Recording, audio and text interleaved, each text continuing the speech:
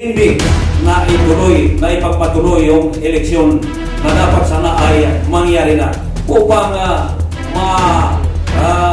makuha ng mamamayan ng Bangsamoro kung sino ang karapat-dapat na mamuno na hindi korupsyon. Sa Luzon, Visayas, Mindanao, ito po ay tumama sentro sa Bangsamoro Autonomous Region in Muslim Mindanao. Ang pinaka malaking katiwalian na tumama sa ating mga kapatid sa Bangsamoro Autonomous Region in Muslim Mindanao ay ang pagharang sa eleksyon ng Bangsamoro Autonomous Region in Muslim Mindanao. Alam natin na ang eleksyon na yan ay diyan natin matutuntun kung sino ang karapat-dapat na mamuno sa Bangsamoro Autonomous Region in Muslim Mindanao. Yan ang pinakamalaking katiwalian na dapat sana ay naituloy yung eleksyon, kauna-unahang eleksyon sa Bangsamoro Autonomous Region in Muslim Mindanao.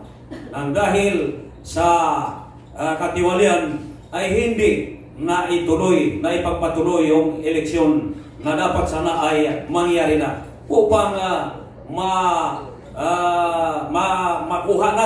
makuha ng mamamayan ng Bangsamoro kung sino ang karapat-dapat na mamuno na hindi korupsyon. Ayaw sa korupsyon. Kung kaya yan ang malaking katiwalian na tumama sa Bangsamoro Autonomous Region in Muslim Mindanao na umabot ngayon sa away-away mula sa taas hanggang sa ibaba. So yan po ang problema sa Bangsamoro Autonomous Region in Muslim Mindanao. Maraming salamat po. Any statement po, ma'am? Yes, good morning again. When it comes sa pagsalubong ko pa lang kanina, yung regarding sa Muslim, unang comes to mind is discrimination.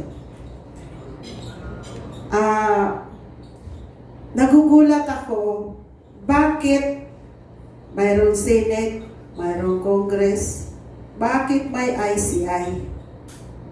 At saka nangyayari ngayon, may na talagang governor, papalitan. That was elected, papalitan, kasi ang itatalaga mo ay according to sa gusto mo, na it results breaking the peace sa OPA Pro by General Galvez, utang na loob. Huwag niyo po sirain ang comprehensive agreement ng BARM. Kung anong napirmahan. After 50 years, naghirap kami sa lansangan, Senate, Congress. Mindiola, diyan na kami natutulog. Pero akala namin it was already solved. Pero bakit iniiba? Katulad nung napag-usapan na election, October 30 dapat. Ngayon naman, sasabihin niya sa March 31, 2026. Pero it is unsure pa. Kasi gagawa na naman sila. So it is a complete discrimination.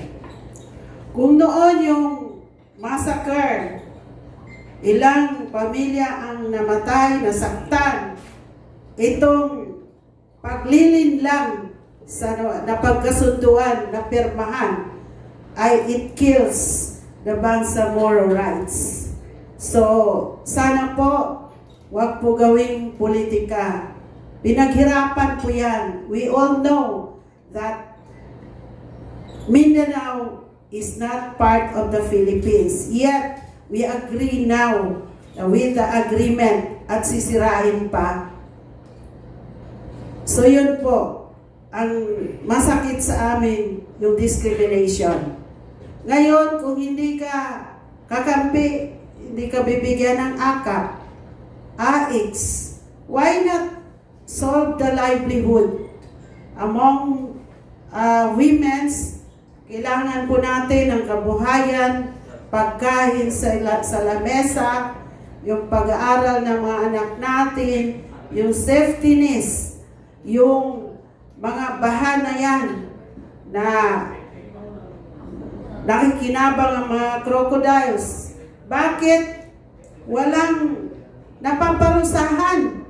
Pero yung nagnakaw, walang makain sa tindahan, agad-agad napaparusahan. Where is the peace? Where is the rights? Ang ating karapatan pang tao. Si Tatay Digong nakakahiya. We surrender it. Sa ibang bansa, Tatay, mahal ka namin. Kahit hindi karapat-dapat sa iyo. Sana, wag na mangyari kay General Bato, Senator Bato. Pag nangyari yan, sana magkaisa tayo, punta tayo lahat sa airport. Sumakay lahat tayo. Okay? Nakakahiya eh. Yung nangyari sa Senate, sa Congress, nag-aaway sila. Yan bang binabayaran natin on the air? Sana kumakain ng tao yan, milyones yan. Si Robin Padilla, anong ginagawa mo, Tolfo? Bakit mo pinag-initan? So, huwag kayong magbangayan dyan, nakakahiya. Ayusin na lang ang Pilipinas. At tulad ni Sir, wala kami sinabi na mag-resign kayo. Ayusin nyo na lang ang accountability. And thank you so much. Maraming salamat po, ma'am. Naintindihan po namin ang inyong nararamdaman at nire-respeto po natin. Katulad po ng nakakarami sa atin dito, siya rin po ay isang Pilipino at siya po ay nakatira sa Pilipinas. So lahat tayo may karapatang magsabi ng ating nararamdaman. But again, it's just a matter of yung ano natin yung nakikita natin, yung emosyon natin dahil nakikita natin yung katotohanan. And yun, tama po kayo, ma'am, na dapat po magkaisa ang ating mga leader sa tamang daan at sa pamamaraan ng liderato. So, ayun po, at I hope na intindihan niyo po sila at naiintindihan niyo lahat. This is a non-partisan nga, hindi po ito dito about politics, but apparently, all of us has different colors. Mayroon tayong pinagpipili ang politika. Pero ang panawagan ng rally na ito ay magkaisa tayo para labanan natin ang totoong kalaban ng bayan. Dahil kung bakit tayo naghirap, yan po ang korupsyon.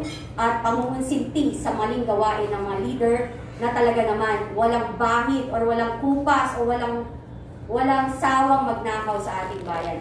Sige po.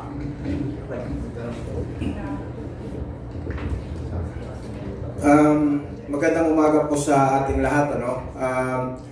Kami po ng mga kababayan nyo sa Bangsamoro Autonomous Region in Muslim Mindanao, galing po kami Mindanao, ay nakikiisa sa gaganaping mapayapang pagtitipon po.